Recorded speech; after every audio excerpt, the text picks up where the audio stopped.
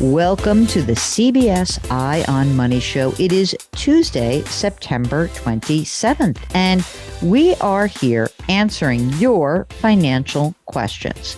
The way that you can join us to ask those questions yourself is to go onto our website, jillonmoney.com, and click the Contact Us button. A form will pop up, and with that form, all you need to do is complete it, and at the end, click the box that says you want to come on the air. Mark, what percentage of people want to come on the air, would you guess? 70%. Wow, that's big. That's great.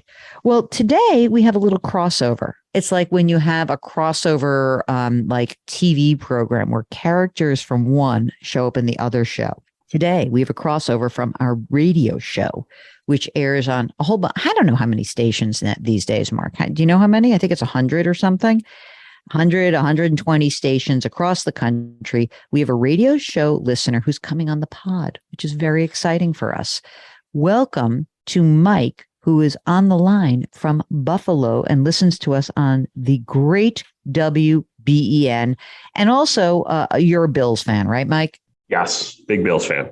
All right, good. We're glad to have you. And we are delighted that the Bills so far are looking as strong as we hope they will be. I don't want to jinx it. I'm not talking too much about football right now because it's too early in the season.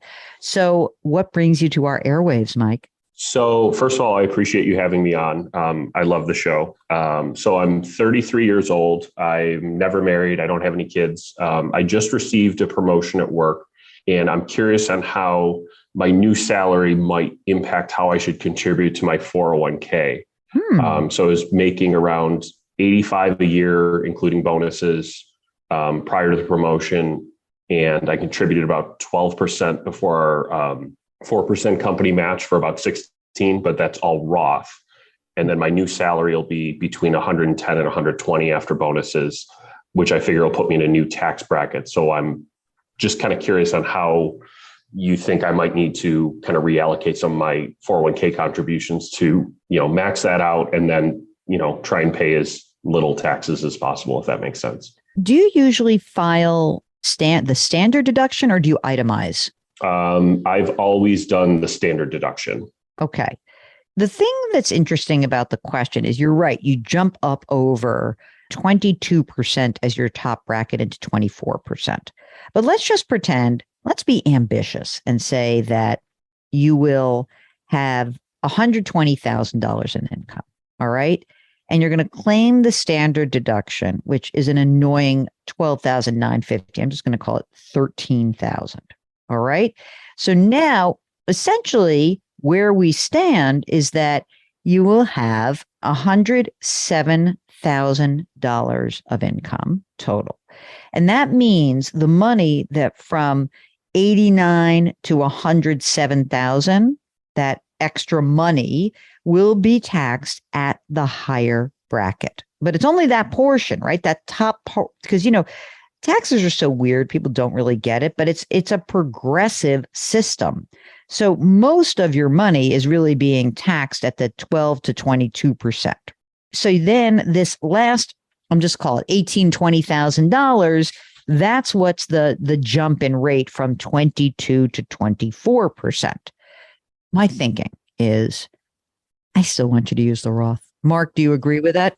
100%. Keep doing what you're doing. Yeah. Okay.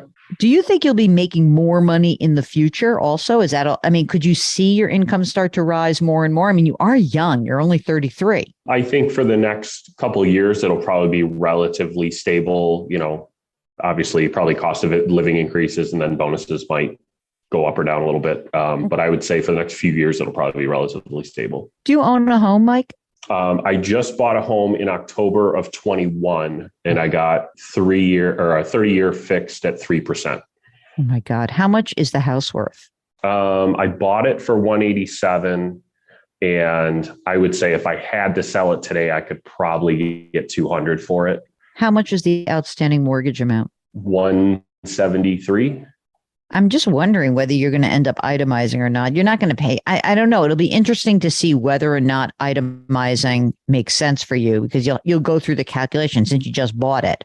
It may even be better to use the Roth if you are going to itemize. In other words, if you have more than $12,950 of those itemized items, then you'll now itemize and the Roth will work even better. Okay. Is there anything else that's going on in your financial life? Like with this extra money, you're going to max out, right? So you'll be able to put away $20,500. Is there any debt? Is there anything else we should be worried about with your extra cash flow? So I paid off my car loan this past July. So I own my car outright. I paid off my student loans back in like January, February of 2020. So I have no debt aside. Wait, from are my you mortgage, pissed off? really. Are you pissed off that you didn't get the debt relief? A little bit, but at the same time, it was so minimal by the time I got towards the end of it. I just wanted to have one fewer payment. So I just paid it off. Okay, fair enough. And that's it. You're done. You got your emergency reserve fund? Yeah. And that's probably the one thing that I'd like to build up probably a little more, but I've always been a big fan of trying to maximize my retirement savings as much as I could. So finally, with the new salary, I feel like I'll finally be able to max that out. So that's where I wasn't sure, between the Roth and the traditional 401k, but then also, throwing some more money into my savings as well. How much money's in savings right now? I would say for like rainy day, I've probably got about 15 to 20. How much do you think you'd like to have? Like what would be 6 to 12 months of your living expenses? I'd probably say I'd want 25 just to feel better about it, 25 to 30. All right. That seems good. I would absolutely encourage you to do both. And there's no other big expenses on the horizon, then, you can max out your retirement account. I think Mark and I are both clear that, doing the Roth is good. Of course, you're a single guy. So asking this question is funny because you're single and you're young. Have you done estate documents? Who gets all your dough? So I know at least for my 401k, if something were to happen to me and I want to say my life insurance policy through work, it would go to both my brother and sister, get split 50-50. But estate planning beyond that, no. So Mark, don't you think this is a great opportunity for Mike to just pop onto any website? I mean, the only one I will mention is Policy Genius because it's the only one I've actually gone through myself and they are a sponsor of the show. So full disclosure, if you go onto that website, it will be quite simple for you to do it. I'm guessing that you can do your estate planning in like an hour. You're right that the 401k and life insurance pass by contract, but you've got to be able to say, if something happens to me, number one, what happens to my house? What happens to my cash? And then number two, you need a healthcare proxy. Like if I got hit by a car, do you want it to be your brother or your sister who makes the healthcare decisions?